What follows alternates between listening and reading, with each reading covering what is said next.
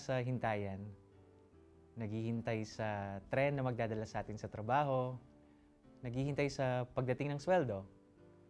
Naghihintay sa Diyos na dinggin yung mga prayer requests natin. Alam nyo, ang inis at pakiramdam ng pagkabalisa kapag naghihintay. Lalo na yung paghihintay sa resulta ng board exam, paghihintay sa resulta ng lab tests.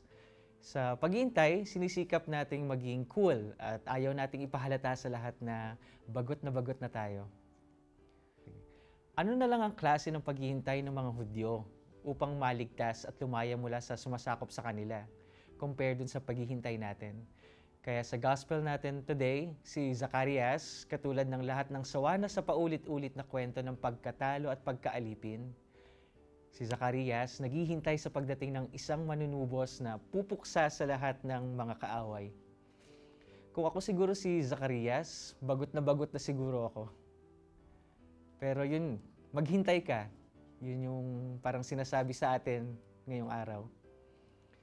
Pero sa totoo lang, napakahirap maghintay lalo na kung tuyong-tuyo ka na at ubos na ubos ka na.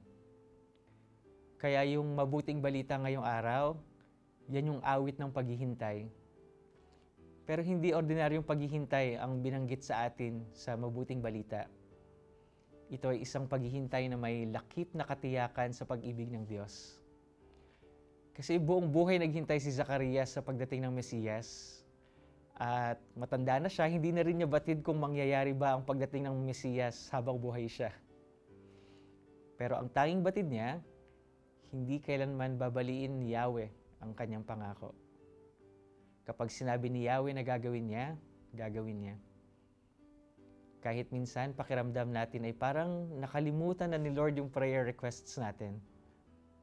Pero ang Diyos, alam niya na Diyos siya at batid niya ang mga nasa puso natin. Doon tayo sinusubok sa paghihintay sa pagitan ng hindi tiyak at nakakatakot. Pero doon sa pagitan na yon, kala natin wala ang Diyos, pero ang totoo, nandun din ang Diyos. Kaya yung paghihintay mo, kung may kalakip na pag-asa, magbubunga yan ng kakaibang grasya. Mga kapatid, isang tulog na lang, Pasko na uli. Malamang excited ka na rin tulad ko. Sa paghihintay mo ng Pasko, naihanda mo ba ang puso mo upang magbigay ng espasyo sa Diyos na minsan ay mapagbiro? Alam mo, hindi kailangan ng Diyos ng napakaraming espasyo. Hindi niya kailangan ng magarbo o maingay at maraming production number. Ang akala nila, katulad ni Zacarias, darating ang Mesiyas na mula sa langit, bababa sa lupa kasama ng pulutong ng mga anghel. Pero iba. Iba yung pagdating ng Diyos, iba yung style niya.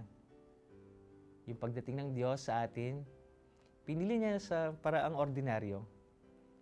Kaya nga pinili niyang maging sanggol para konting space lang ang kailangan. Ganon din sana sa'yo. Hindi kailangan ni Lord ng maraming grand gestures of conversion para lang mahalin ka. Sapagkat noong unang-una pa lang, sa kabila ng mga kahinaan mo, kahit hindi natin lahat deserve, nagdesisyon ng Diyos na maging taong tulad natin. Para sa lahat ng bagay, maliban sa kasalanan, ay matulad siya sa atin at tayo sa Kanya. Kaya konting paghihintay pa, pasasaan at magaganap din ang lahat ayon sa wika niya. Kaya ang panalangin ko po sa inyo ay sana samahan kayo ng Diyos sa paghihintay niyo. Maligayang Pasko po.